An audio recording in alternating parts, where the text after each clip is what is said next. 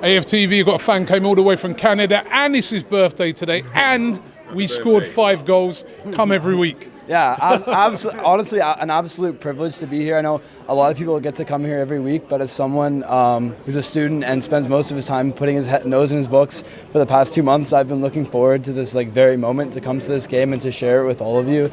Is an absolute special moment. So thank you Arsenal for the result, for the performance. Thank you that Sheffield happened to come on the weekend I was coming over here, so it was a comfortable result. But yeah, thank you very much, and thank you for having me on. Yeah, and it was you got to witness some fantastic goals, and especially the third goal, the hat-trick goal by Eddie Nketiah. What a way to bring up your hat-trick. Absolutely, and he's someone, like many of the players who don't get consistent minutes, who has the quality. Now, what's the difference for him today between him and Havertz? He commits. You have to commit consistently. Kai Havertz sees the run, makes the run. As soon as he's not getting the ball, he stops. As a player, you need to continue your run every time because that draws the defender out, creates more space. And if you're continuing your run, then if the player hesitates initially, he can still play it to you.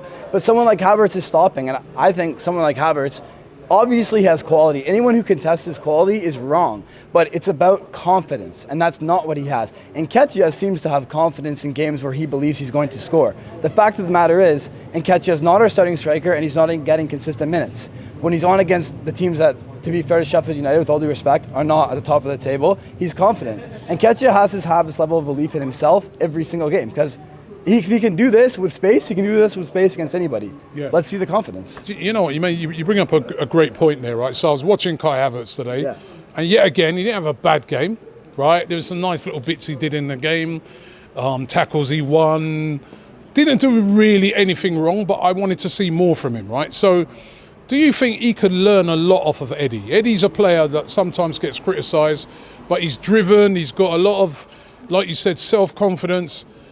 I still look at Havertz and say, is he fully confident? Because he's got the ability, but we want to see more. Can he look to somebody like Eddie and say, right, I need to take on board some of what Eddie's doing? Well, I'll touch on his confidence first. From the moment he walked in the door, he had people doubting him. He's a player with quality, but if you're going to doubt a player before he steps in the field, he's naturally not going to. But Eddie gets doubted as well. Yeah, but he gets more minutes. My point about Kai Havertz is, he can take stuff off of Eddie Nketiah because he's confident. If you look at Kai Havertz today, anytime he demanded the ball was in a safe area, an area where he knows he can either receive and play it backwards first time. Opportunities where Kai Havertz had to impact the game was when he's 1v1 out wide, when he rotates with Saka. But every time he receives the ball, it's either a touch, look up, and play it back. So yeah, you're right. He can take stuff off of Nketiah, but you have to believe in your ability. At this level, if you're playing on the field for Arsenal, you're obviously a quality player. Come on, no player is stepping on that field who can't do it. But if you don't believe in yourself, truly, you're right. You're not going to perform. And what I want to see from Kai Havertz, like I said earlier, is commit to the run. Demand the ball. When you're 1v1 against a left back, Luke Thomas, backup left back for Leicester, and now he's starting for Sheffield, demand the ball and take him on, right?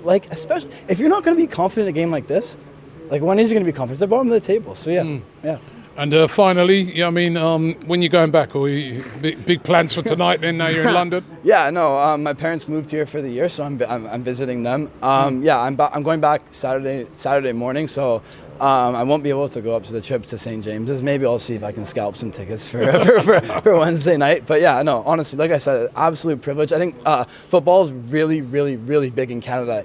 In my opinion, it's the fastest growing sport in Canada. We were at the World Cup, completely underperformed, but there's such an Arsenal fan base. There's such a Premier League fan base in Canada. I don't think people realize that. So, like I said, an absolute privilege to meet you in person. I've been watching you for the last 10 years since I was 9 years old. So it's honestly an absolute privilege to be here, a privilege to meet all the AFT regulars and just be in this environment. I'll remember it for the rest of my life. So thank you so much.